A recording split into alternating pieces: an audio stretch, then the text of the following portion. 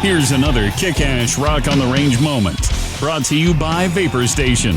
Kickin' ash every day. Favorites. That's a It is, very big honestly, call. like, Brett was not lying. I have been a fan of you guys for a while. I actually, no joke, I got this tattoo to Atlas. Like, we were playing Atlas Get out. in the studio while I was getting my tattoo God. done. Oh, so okay. I am an actual fan Thank of you. Parkway That's- Drive. Very yeah, excited to high have praise. you here. Thank you.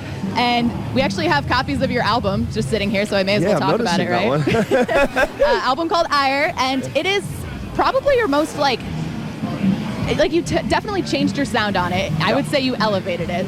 It makes it sound better than just you changed it. And it says something because of how much I loved Atlas as well, that you were still able to elevate it for a fan. But do you feel like that you have more, like you're more in tune with how you sound now? Like, is this what you intended from the beginning?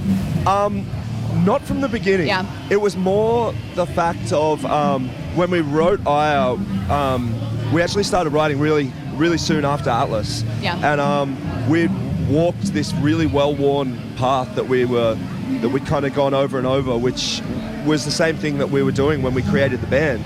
And 10 years down the track, we kind of felt that we couldn't do it again and it'd be authentic because we'd kind of done it all in that, like within the sound that we were creating. So we just decided to try and make a record that did go off in a different direction and start bringing in these influences that we had not explored before and see how it went with our music. So it was a big challenge, like to try and reinvent a sound and a concept of writing and our own personalities and egos after 10 years is it's a mission without just making an entirely new band. It would have been easier to just go scrap it, blank piece of paper, now we sound like this and we're called Blair.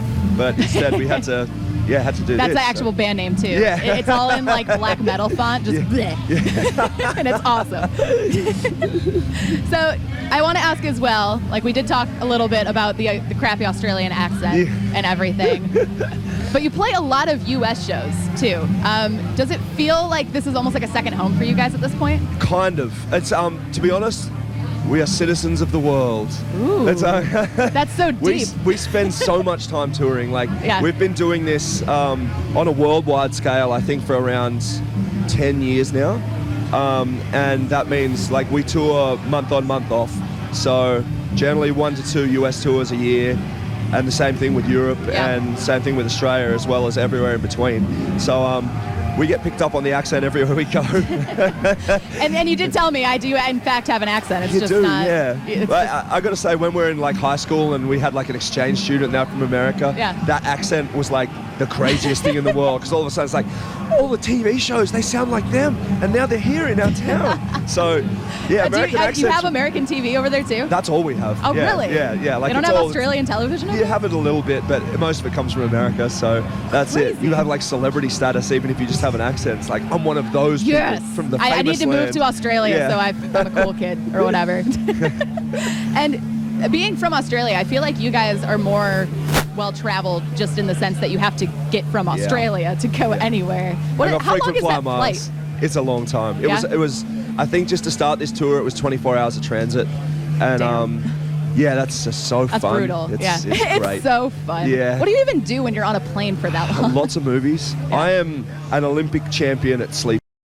Like it's no joke. Like it's insane. You put me in any moving vehicle and say you have this amount of time to kill, and I will get that quality That's sleep. how you want to be when you're in a band, though, because I've met band dudes who like can't sleep when something's moving, and I'm like, you should not be in a band. Yeah, That's the only time you're ever going to sleep. It's a curse at the same time because anytime I travel with my wife, like we'll hit turbulence or something, and she'll be screaming, and the whole plane's freaking out, and she's grabbing my arm, and I'm snoring. And you're just like limp, like flying all over the place in the plane. Oh, can't you hear people are yelling? Oh, what are you talking about? I was going to go back to sleep. Leave me alone. Yeah. That's awesome. And going back to the music real quick, because I know you don't have a ton of time here, so I have to fly through all my questions as quickly as possible. But Vice Grip single off of Ire that went to radio, and it was my must jam song in the studio. Oh, like sweet. every now and then, whenever I'm in the studio, I'm listening to the same stuff all the time. I turn it down, and then whenever Parkway Drive came on, I'm just like, I'm just gonna turn this knob up a little bit. And is there a certain song for you that every time you hear it, you have to turn it up, or you like lose your shit? You know what? Probably Bohemian Rhapsody. Really? Yeah. Okay. I guess I'm not that surprised. It's but- really strange, but we actually, I guess we made a mix of songs that get us pumped up that we play before we go on stage every night. And it just turned into like karaoke for the rest of the venue. We never even realized it. Then we started playing, and then one night we're like, are the crowd singing along before we're even on stage? Bohemian Rhapsody is the one that we walk onto, and You should go up on stage like before and just direct them, like give them maybe different pretend to do sections some of the of the parts. audience, like different vocal bits. Yeah, so that's the one. Every time we get to walk on stage, I'm pumped because of Queen. So there we go. I am pumped up because of Queen. I love it. And I do want to ask as well, on the same line of like party songs, what is like your favorite party game? Party game? Yes. Oh. Give me some examples, because you're talking to the least party guy there. You're the least party guy? My favorite party game I mean, we did just talk about how you sleep a lot. My favorite party game is smoke bombing. So that's smoke bomb. Yeah, what is that's when this crazy Australian you managed game? to exit from a party without anyone even noticing you were gone. That's my new favorite game. I'm a loser. I'm the awkward guy that says hi to everyone, and then I'm like, how do I exit this situation without anyone everybody's going, like, beer pong you're or leaving flip cup, already? and you're like, mine's leaving. Yeah, that's it. So yeah, if you can go for like 2 hours at the party and then go, I didn't even realize you'd left. That's my best. That's the best game. Smoke bomb. So the game is leaving and seeing how much time it takes before someone realizes. Aren't I such a laugh? That's so good. I love it. I love that I got to talk to you as well. You were Thank you very awesome. much. Thanks for having me. Winston Parkway Drive. Get their new album Ire. It is fantastic. Get their whole catalog. Honestly, the whole catalog is great. And they are going to be playing today at what time? I think 4:20. 4:20. Yeah, 4:20. You got the nice time. Yeah. What? No. Yeah. We're just going to joke around the entire time is what's going to happen here. But again, Winston Parkway Drive, Hales for 99.7 The Blitz, broadcasting live from Rock on the Range 2016.